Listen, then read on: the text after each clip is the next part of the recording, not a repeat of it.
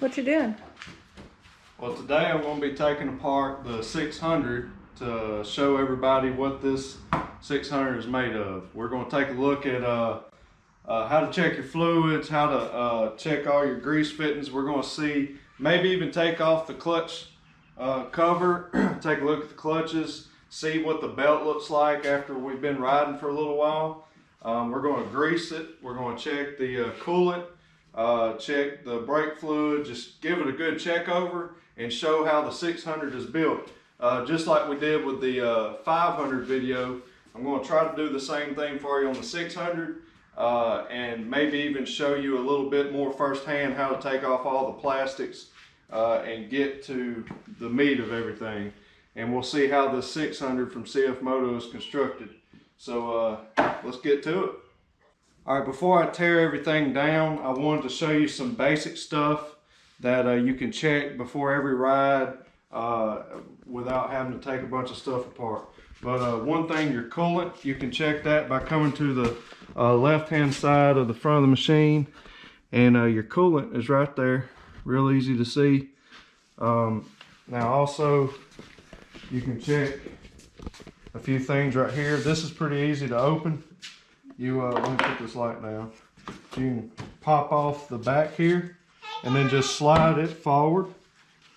Then you take here, put your hand under here and just pop that up. And then there's two more in the back corner. Pop that up and get it out of the way. Now this is where you would add or top off your coolant here. Let me get a light for you. This is where you'll put your coolant there. Here's your radiator cap. You have your little fuse box, relay box here. This here is for your brake fluid. Your relay for your winch is right back here. Just follow the lines there. You'll probably have to unscrew your relay box to access it good. But anyways, that's something you can check before you ride. Just kind of look everything over. Your air filter, that's pretty basic stuff. You just pop your seat off. You'll pop this plastic up here, pull it out of the way. Now this is just like the 600, the 500, I'm sorry. You'll pop these clamps off, okay? You'll have to take a screwdriver, Phillips head, there's gonna be one there, and most likely right here. And you just unscrew that and you can pop your lid off to your air box and check your air filter. Your battery and all is right back here. This is all basic stuff I know, but I just wanted to show you real quick before we really take everything apart and show you the grease fittings and the CVT, the way it's routed and all that. But anyways, now we'll start tearing everything apart. All right, so far all I've done is take the tires off and I got it up on jack stands. What I was going to show you first was the grease fittings on your 600. There is one on top and bottom. I'm sorry, that light's too much. Right there. There's one there. And then down on the bottom. Wow, that tire almost got me. Alright. And then you got one on your rear sway bar. Right there. And that's on each side. Okay, on bottom. And then right there. Now on the front, there's none on the front, but I'm about to grease it first before we move on. What I've been using as far as grease goes is on all my side-by-sides I used to have, I use this Red Line synthetic grease with red moly. That's some high performance extra pressure grease. You can get that on Amazon, but it's kind of pricey. But so I've went with, this time I'm going with the Valvoline full synthetic moly fortified grease. Let me know in the comment section if you recommend that, or if that's okay, if you ever used it, or what's your favorite grease to use on your ATVs or side-by-sides. But I'm going to fill my tube up with the grease and grease these, and then we'll keep looking at the 600.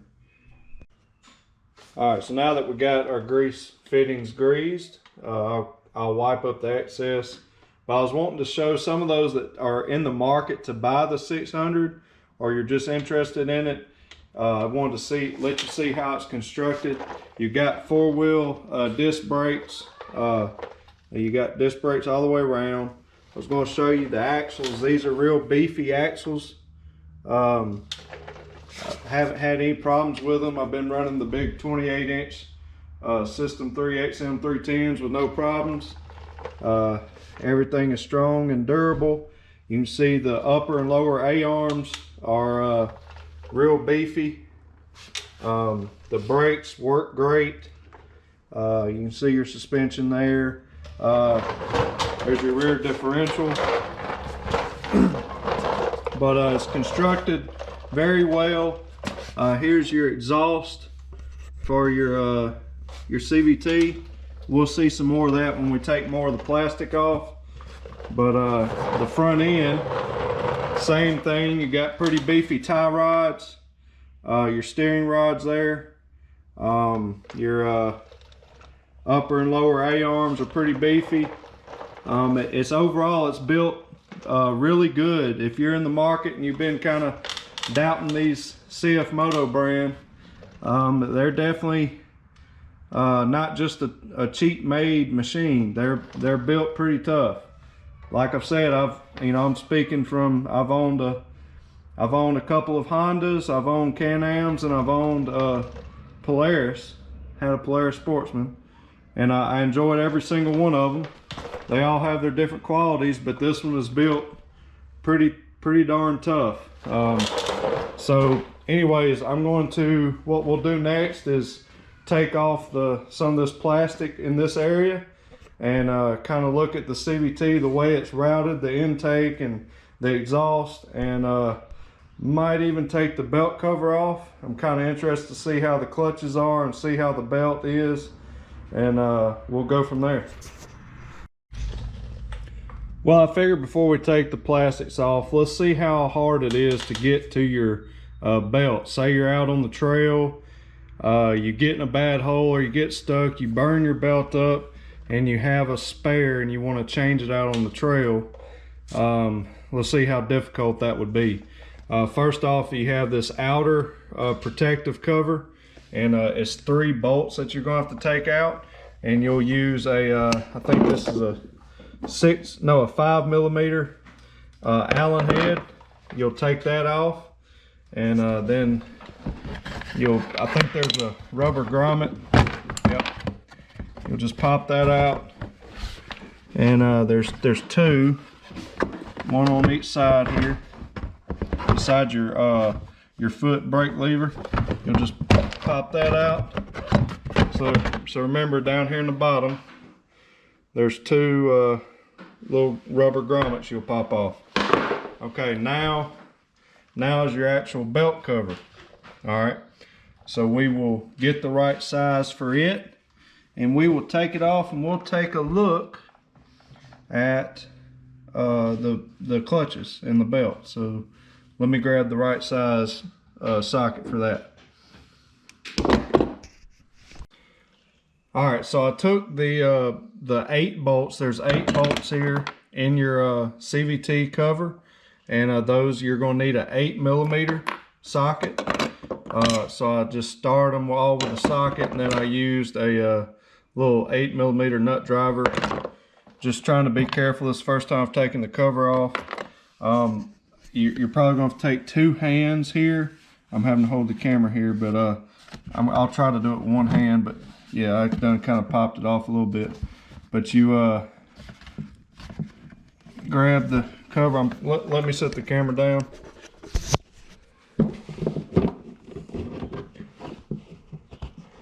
Okay. All right. So I set the camera down. Kind of pop this edge off over here. Now I'm able to pull the cover off. The foot brake assembly is in the way. Let's see. There we go. All right. There's our clutches. Let's take a look at this seal.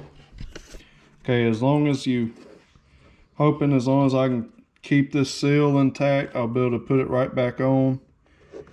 There's a little water right here, but that's from the screw that I just took out. There was a little standing water from when I washed the bike. But there is a little bit of belt dust in here, but I mean, that's to be expected. It's not dirty. There's a little bit of dust. Let's take a look at these clutches. Now listen, I'm not a clutch expert by no means. I can change a belt and that's about it. But these are the CVT clutches, and as many of you know, that's an awesome brand. So everything looks really good. The belt looks good. Clutches look good. There's been no water getting in here. So we're going to just put the cover back on, and then we will take the rest of this plastic off and see what that looks like.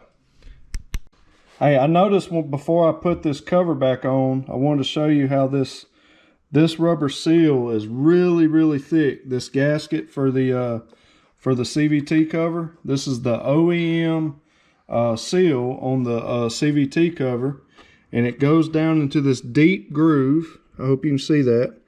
It's really thick, and so that's nice. It holds it in place. Now when you're putting your belt cover back on, make sure your seal is clean. There's no debris on it. Make sure it's all inside that groove. Now they put these two tabs, one that's going to be in the bottom left and one in the top right.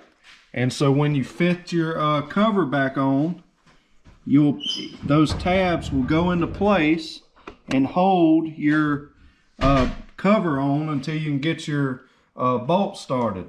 So just make sure you get that fitted in just right, and you'll hear them snap in, and it'll hold itself there until you can get some of your bolts started. Remember, don't tighten them too tight. You want to evenly do it in a certain pattern to evenly suppress the seal, and so that way you will not have a leak, an access for water or dust and stuff to come into your CVT. So I'm going to get the torque spec on that, and from your manual to make sure that we tighten this up right. All right, one more thing I noticed that I want to tell you about on these bolts when you're putting them back in. If you'll notice, there is a big rubber seal, okay, right there, and then you have a washer cap, okay. Now if you just put these in and you use your screw gun or your little small impact, you may pinch this gasket the wrong way. So just use your fingers to get it started so you don't cross thread anything. But as you get the nut or the bolt head up closer, you want to make sure that washer cap is fitted over that rubber seal. Instead of being dropped down like that, you want it to be held up so that it covers it just right, and that's going to protect that rubber seal, and it's going to make it where you don't have any leak problems. So just keep that in mind when you're tightening back up your bolts. So anyways, just wanted to give y'all that little quick tip.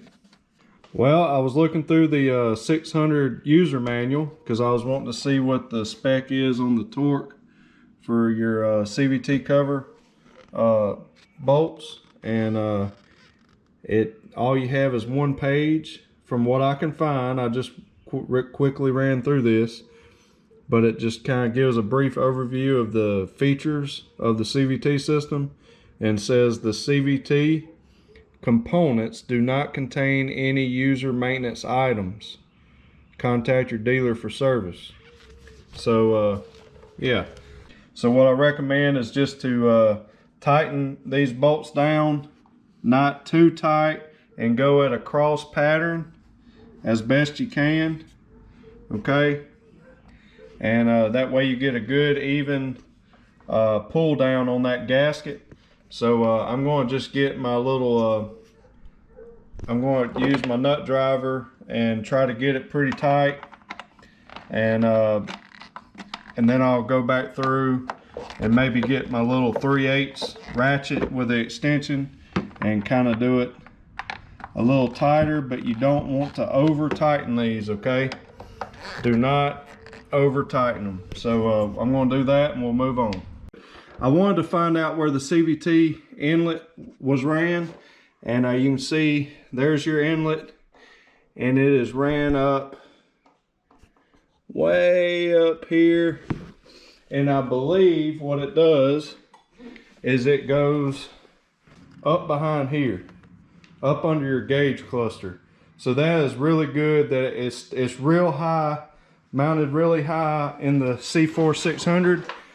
So there's no, you know, in case you fall off into too deep of a mud hole or water hole, you know that you really don't have to worry about your inlet on your CVT as much as you do your inlet on your engine. The outlet for your CVT, it runs, let's see, right there. Okay, there it is. It runs just straight up beside your air box right here, and it blows out just above this shield on your pipe, on your muffler. All right, so I was about to take that off, and I found one more screw right there. So there's one that goes there and there, and the only way to get to it is to peel the bottom side of this big plastic away. But really, like I said, there's no reason to take this off unless you're maybe changing the exhaust out, putting aftermarket exhaust or something like that. But there's no other reason to take that off. But the fit and finish on the Cforce 600 is excellent. I guess also if you were going to be running your own snorkel kit, you would want to take this side cover off as well. But at the moment, I'm not really planning on doing that because everything is snorkeled up pretty high from factory. But listen, if there's some more information, I didn't want this video to drag out too long, and plus I was having to video it by myself. But guys, I'm enjoying the 600 from CFMoto. I know that there's a lot of stuff going on in the world right now that has kind of got us at a standstill on getting the Cforce 800 in the United States. That's the biggest one that I can get here. I'm wanting to get the 800 and start doing videos on it. So as soon as everything bounces back and everybody gets better and this sickness goes away, and we can return back to normal life, I will be getting an 800 and we'll get some videos of that. But in the meantime, listen, I'm praying. I'm a man of faith. I believe in the Lord Jesus as my Savior, and I believe that He is the healer, and I believe that He can touch and heal and heal those that are sick. So I'm praying for each one of you that may see this video. I know you may not believe in Jesus. You may be of a different religion, and that's okay. But I just wanted to let you know that I'm praying for everybody, no matter what you believe. I love y'all. I love people, and I wish the best for everybody and for the entire world. So God bless y'all. I hope you enjoyed this video. I'm going to get everything put back together now. This CFMoto 600 is built very well, so I'm very happy with it. If you're interested in buying one, go to Main Street Cycle in Tishomingo, Mississippi. If you're too far away from there, go check out somewhere else. But I believe you'll be impressed by the 600 and the 500. But anyways, until next time, guys, y'all be safe. God bless y'all, and we'll see you in the next video.